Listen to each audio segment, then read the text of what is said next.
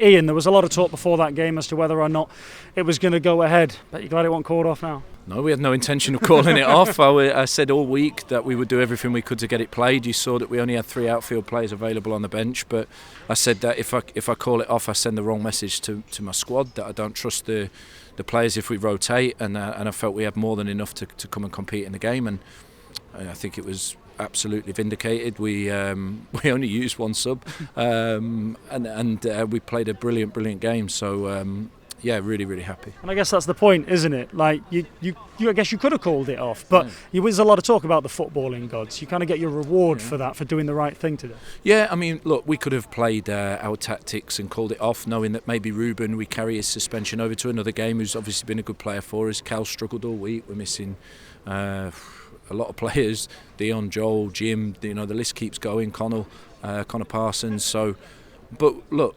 we've built a good squad.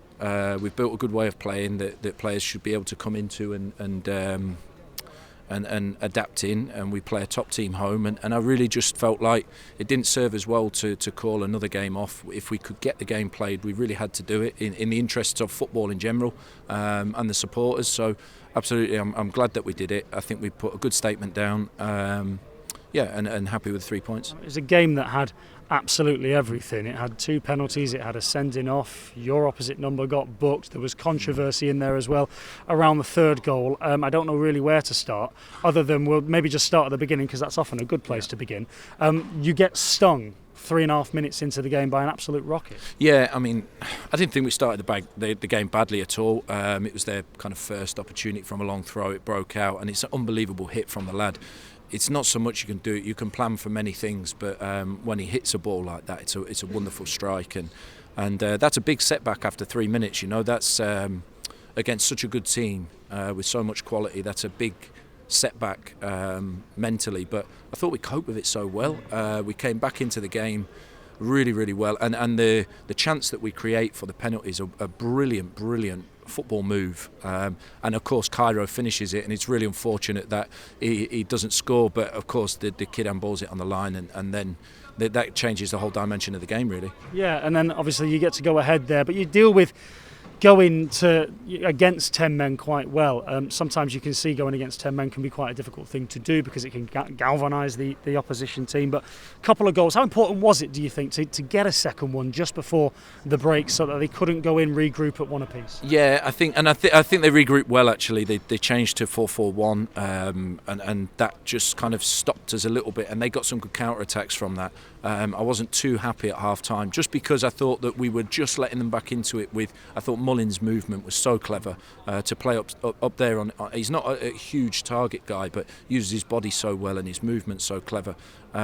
We got problems with them counter-attacking, but once we managed them, I thought we managed the game unbelievably well in the second half.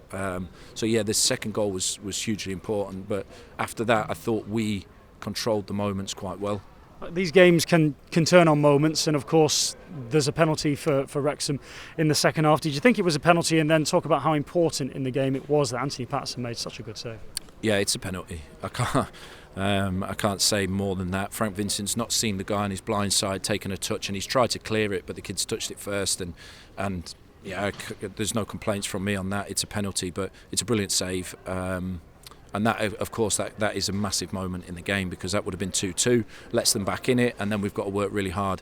After that, I thought that we took the initiative, and really we got the 3rd goal. Maybe could have had a 4th as well, and controlled. Like we talked about it at half-time, against Halifax, we allowed the game, we allowed the emotion of the game to carry us away.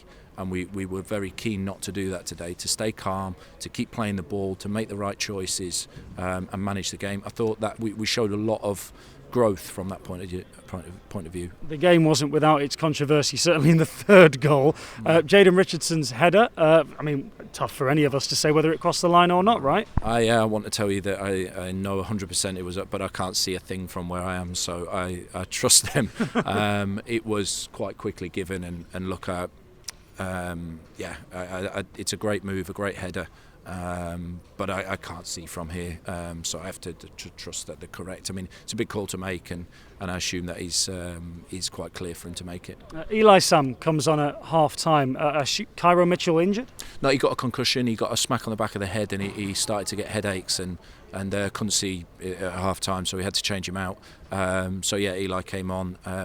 Cal hasn't trained all week. Aaron's just returning, and both of them we were concerned about the amount of minutes they could play. So we felt like Eli could go up and give us that physical presence up front. He certainly did that. Rash challenge aside, a couple of minutes after coming on, he could have scored a couple of goals. He really put himself about, and he was a handful for that defence. I mean, a guy who's hardly featured this season, but I'm sure a popular guy in that changing room because he really gives his all. Yeah. He trains extremely hard every day. He hasn't got many opportunities, and we know that. But he doesn't get too frustrated. He keeps his head down and works hard. Came on today. We needed him for 45 minutes. I thought he did excellent. Of course, the yellow card early on just meant I said to him, no more tackles anymore. Just do the attacking parts. But he did the attacking parts really well, and he was a bit unfortunate not to score. He had a header and a finish off of Jaden's chance as well that could have been. But yeah, like I say, it's so important that players that haven't featured often, in these moments, they come in and they give us something, and I thought he did that. I'm conscious this is turning into War and Peace, but there's so much to ask you about, so I apologise. The COVID situation, how many are close and are able to, you could say, be available for Dover on Saturday, and how many are going to be out, and how much of a push is Dover away going to be? No, I don't think it's going to be a push because I think we should have one or two back. Of course, we've got one or two injuries as well that maybe can return by then. And at the same time, I think one or two are out middle of next week, so maybe not good enough to start. But we don't need to change so many things. It's a good performance. We'll look at Dover, but I think it's unless something unpredictable happens through the week, which can, we should be in good shape for Dover. How important was it then to kick off 2022? With a performance like this, in a game like this, against a team like that? Yeah, huge. I mean, we played one league game in the whole of December, and we've missed football, and we've wanted to get out and keep a good run going. I think that's 4 wins in a row now, and we've had a good momentum, and it was so important to take that back up, and I thought we did that today. We closed the gaps on those around. It's so tight up there, but it's really important to start off with a good win.